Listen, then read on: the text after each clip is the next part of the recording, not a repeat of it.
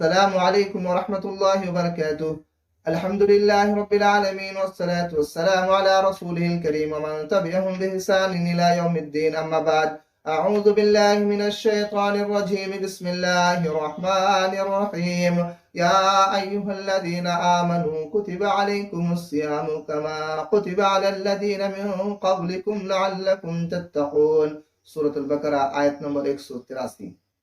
ناظرین کرام، ماہ مبارک رمضان المبارک کا مہینہ ان قریب ہم پر سایہ فگن ہونے والا ہے، جو مہینہ بڑا بابرکت، بڑا خوشگوار، اللہ رب العالمین نے مومنوں کے لیے بہت بڑا تحفہ رمضان المبارک کی شکل میں عطا کرتا ہے۔ یہ بڑا بابرکت مہینہ ہے۔ اس مہینے میں اللہ رب العالمین سب سے زیادہ جہنمیوں کو آزاد کرتا ہے، اور اس مہینے میں سب سے زیادہ لوگوں کو جنت میں داخل کرتا ہے۔ اس ماہ مبارک میں ایک ایک نعمت ہزار ہزار نعمتوں سے بہتر ہیں۔ ماہ مبارک کے کیے گئے اعمال دوسرے مہینوں کے عبادتوں سے کئی گنا بہتر ہیں۔ اس ماہ مبارک میں جتنی بھی عبادتیں کی جائیں وہ کم ہیں۔ اللہ رب العالمین کی قربت کا ذریعہ یہ ماہ مبارک یعنی رمضان مبارک کا مہینہ ہوا کرتا ہے۔ اس لیے آج کا جو موضوع ہم نے انتخاب کیا ہے وہ استقبال رمضان۔ استقبال کسے کہتے ہیں؟ استقبال کی وضاحت پہلے سمجھیں۔ ناظرین کرام، کوئی مہمان ہمارا گھر آتا ہے تو وہ اسٹیشن پہ اترتا ہے تو ہم اس سے معانقہ کرنے کے لیے، ہم اسے ریسیو کرنے کے لیے وہاں تک پہنچتے ہیں، تو اسی کا نام رکھا جاتا ہے استقبال، کہ فلاں بندہ آیا، فلاں شخص آیا، فلاں مہمان آیا، تو لوگوں نے ان کے استقبال کرنے کے لیے وہاں تک پہنچے۔ تو ایسا ہی ماہ مبارک آنے والا ہے، رمضان مبارک کا مہینہ آنے والا ہے، تو ہمیں استقبال کرنی چاہیے، اور اس مطلب ہمیں اس کی تیاری کرنی چاہیے۔ گھر میں شادی ہوتی ہے، اس سے 6 مہینہ پہلے گھر کا ڈیکوریشن، مہمانوں کو انوائٹ کرنا، گھر کی صفائی اور پاس پڑوس کے لوگوں کو اطلاع دینا، شادی کی تیاری، نئے نئے کپڑے خرید لینا، نئے سامان وغیرہ خرید لینا، تو یہ تیاری ہوتی ہے۔ کس کی؟ شادی کی تیاری۔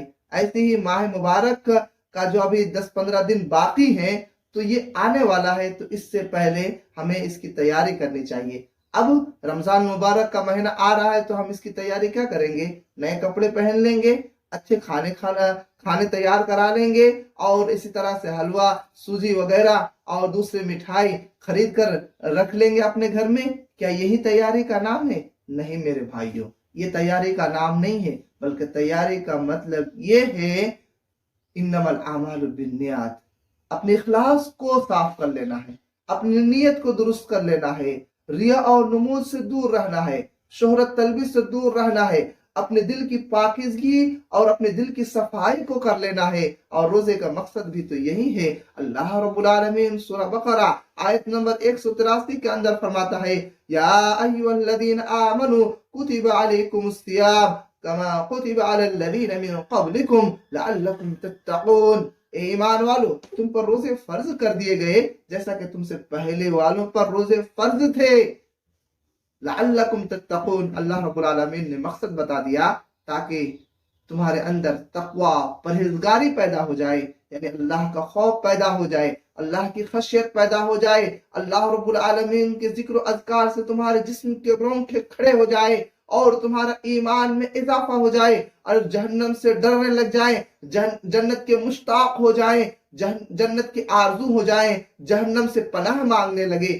یہی دراصل رمضان مبارک کی تیاری ہے، یہی دراصل رمضان مبارک کا استقبال ہے۔ یعنی جو ہم نے گناہ کیے ان گناہوں پر پچھتاویں، جو ہم نے برائیاں کی ان برائیوں سے ہم توبہ کریں، آئندہ عزم مصمم کریں، نیک ارادہ رکھیں کہ رمضان مبارک کا مہینہ پا کر ہم اپنے پچھلے سارے گناہوں کو رب کی بارگاہ میں بخشوا لیں گے، اپنے گناہوں کی مغفرت کرا لیں گے، رب کو روزے کے ذریعے سے، رب کو نماز کے ذریعے سے، رب کو تہجد کے ذریعے سے، رب کو تلاوت کے ذریعے سے، رب کو ذکر و اذکار کے ذریعے سے، رب کو دعاؤں کے ذریعے سے راضی کر لیں گے اور اس کے بعد آئندہ ایسی غلطیاں نہیں کریں گے، ایسے گناہ کے کام نہیں کریں گے جو اللہ نے اور رسول نے منع کی ہیں، یعنی صغیر اور کبیرہ گناہوں سے بچتے رہیں گے۔ یہی دراصل رمضان مبارک کا استقبال ہے، یہی دراصل رمضان مبارک کی تیاری ہے۔ اس لیے ہمیں خصوصی طور پر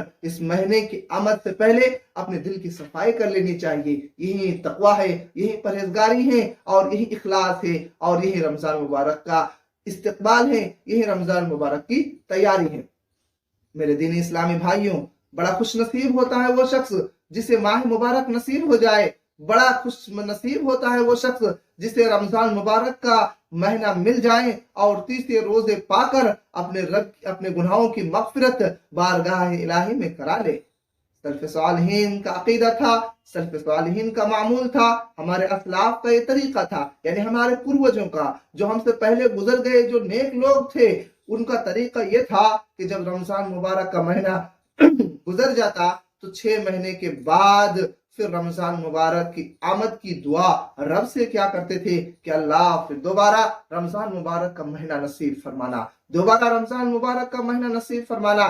میرے دین اسلامی بھائیوں، موت کی کیا خبر ہے، کب گزر جائیں گے، پھر آئندہ رمضان مبارک ہمیں ملے گا یا نہیں۔ اسی لیے اس ماہ مبارک جو آنے والا ہے تو اس ماہ مبارک کو اپنے لیے آخری مہینہ سمجھے، آخری روزہ سمجھیں اور ایک ایک گھڑی کو اپنے لیے انت سمجھیں، تبھی جا کر ہمارے اندر خشیت پیدا ہوگی، تبھی جا کر ہمارے اندر اللہ کا خوف پیدا ہوگا، تبھی جا کر ہم خوش اور خضوع کے ساتھ ریا اور نمود اور شہرت طلبی سے دور رہ کر رب کی رضا کی خاطر روزے رکھ پائیں گے۔ تو دل کی صفائی ہونی چاہیے۔